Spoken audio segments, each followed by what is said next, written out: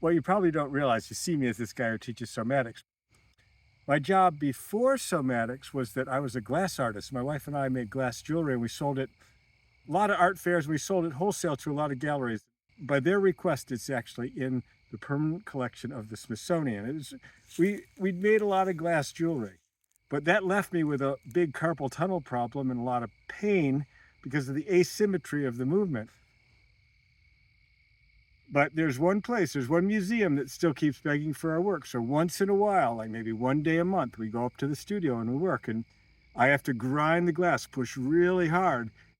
Today, the day after I did a whole bunch of that work, I'm noticing my hands a little carpal tunnel-y. As I'm pushing down so hard. And my body's very strong doing that because I've done it since 1999 when we started that business. It was a good idea that my wife had. So I did an experiment. I'm out for a walk with my wife, Trudy, and it's happening. My hands are feeling a little carpal tunnel-y. What if I just do one experiment? Does that turn off the carpal tunnel expression? Does that give that tunnel of, where all those tendons have to go and nerves have to go under that wrapping band? Does that give some slack to the system? So here's what I did. I'm going to show you exactly what I did. You can try it. It's your experiment. We're not going to relax that stuff that people usually associate, this curling up stuff. We're not going to focus on that with this movement. We're actually focusing on all the stuff that opens a way that tries to uncurl your hand. So here's what we're going to do. Hold your hand just like this, and I'm pushing down with this hand, and this is going to stay nice and straight. Now, my intent is that I'm just slowly moving my hand and letting this curl up.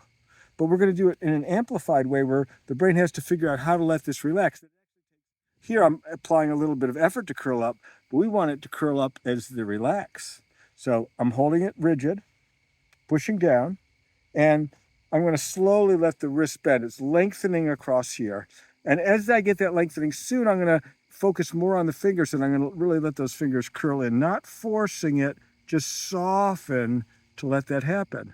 We're going to come up one more time, that. And this I don't think is even the main solution, but try it. It's like I'm pulling this knuckle back to the back of my, it's not just wrist extension, it's wrist extension and external rotation, a little bit that combination.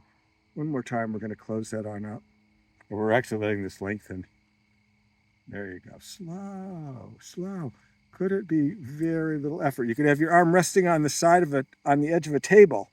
Hold it on up and lowering down slow, slow, slow. I'll push just my fingers back against that hand. And can I relax that whole length? But here, that will help. But here's the game changer. The thumb, the muscles of the thumb that bring your thumb back. Look at that. There's the tendon. It crosses over the wrist. When it's tight, it's contributing to taking up the slack that closes and gives some limited space for all these things to function nicely up through this carpal tunnel. So here, I'm bringing the thumb up like that. Just two fingers pushing down, and I'm going to go down slowly. It's lengthening across here, slow.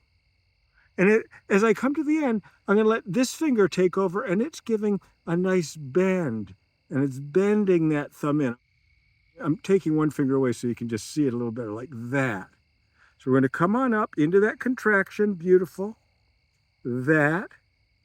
Slow, really focus. You're lengthening all the way across the back of the wrist. And let that open slow, slow, slow. And then that curl of the thumb, slow. Could you let the whole wrist bend to let that come across? So here we're going to make it a little more full, not full body, but we're making it full arm. Coming all the way on up like that. Slow, all these extensors. Could you relax those? They're in opposition to the carpal tunnel muscles, tendons and nerves and all that stuff that works under there. They're the opposition.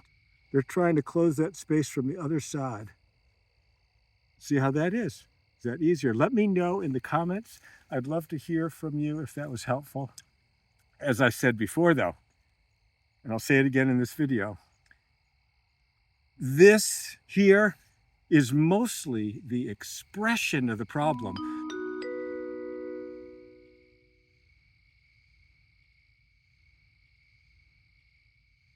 I'd like you to talk about your upcoming classes. You Oh, don't yeah. have the dates for them yet, And but check out my website.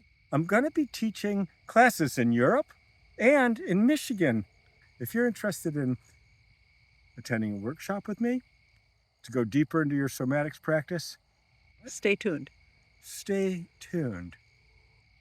I'm Eric Cooper, InspireSomatics.com and EricCooperSomatics.com. Blessings on your journey. Just going to show a bit of where we are.